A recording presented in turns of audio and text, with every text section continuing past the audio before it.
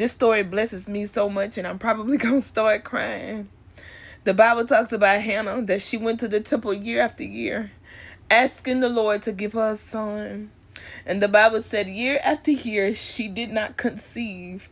But the moment that she made covenant with God, the moment that she said, God, I'll give him back to you. If you give me the promise, I'll give him back to you. There's something about a woman who knows how to intercede.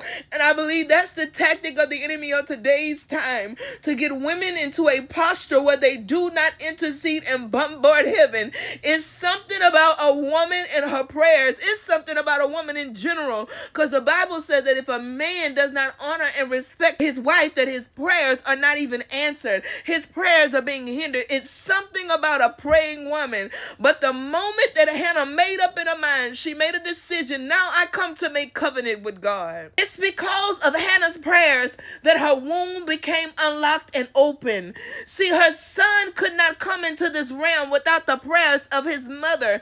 The son could not come into the realm until the covenant was established. And because of his mother's prayers, Samuel became one of the greatest prophets in the Bible. We know Prophet Samuel and the works that he did for the kingdom. Mothers, don't you ever stop praying for your children. Don't you ever stop interceding, because your prayers unlock things. Your prayers cause things to be birthed. Your prayers cause full manifestation for you to carry things full term, both naturally and spiritually.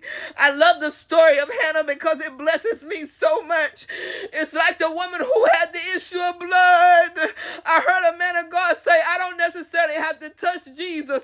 I just need to touch what's touching him.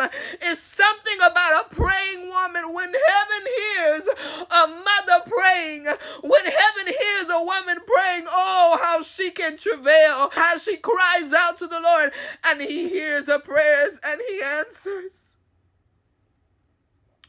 May the Lord hear you today. It be that some of our prayers are not being answered because the very thing that God desires to bless us with. God said, I need you to give this thing back to me. The story of Abraham. God finally blessed Abraham with a son, but then God asked Abraham to sacrifice that son.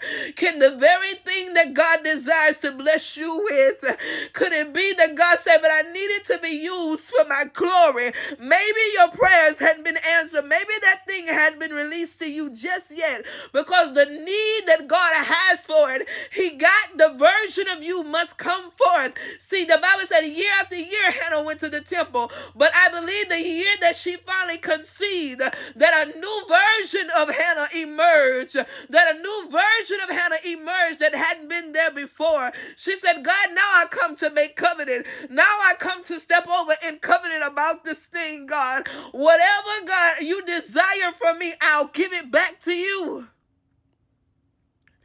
Just bless me with it, God. It's yours. Maybe you hadn't received the manifestation because God's waiting on you to make covenant with him.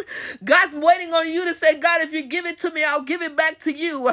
I'll let it be used for your glory, God. Come on, I'll let this gift be used for your glory. I won't give it to the world for its use. God, I'll preach your gospel. I won't say things that you have not commanded me to say. I won't prostitute my gifts, oh God.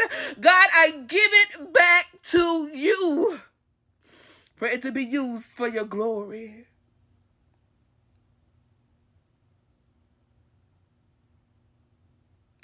Your waiting is not in vain, and none of it shall be wasted. We serve the God who has the ability to redeem time. God said, I am the redeemer of time. I can restore the years. The time has not been wasted, but the version of you that God needs to emerge must come forth, so that God can use you to get glory. Hallelujah.